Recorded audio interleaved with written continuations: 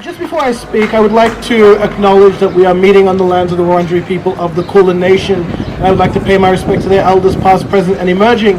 And when I say that, it's important that we don't just do that as a ritual, as a bland thing, as something we get over with, but something we actually reflect on. That this land is a land where oppression and injustice occurred and is continuing to occur. And when we are speaking of oppression globally, we must never forget the oppression that occurred locally.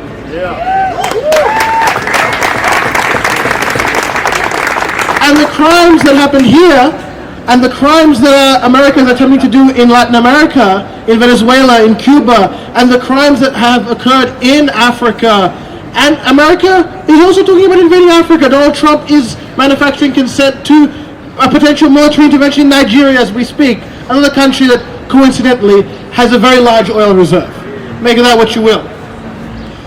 But we see that the crime in the world today, the primary contradiction, is that of imperialism, is that of neo-colonialism. That the governments of the world have divided the world into oppressor and oppressed nations, and they feel that they can dominate, that they can steal, they can take the resources, that nobody else, no other nation is allowed to stand up with dignity and pride, and that is what they fear about Venezuela and Cuba.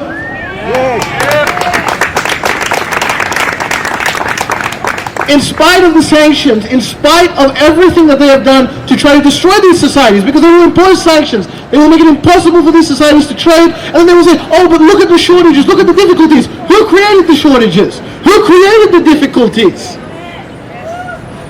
So this is something that we must never forget, that colonialism and imperialism must be struggled against in the world today. There can be no progress for humanity as long as we continue to be dominated by imperialism and exploitation.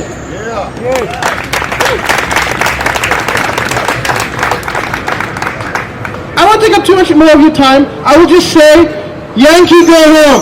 Yankee, go home. Thank you.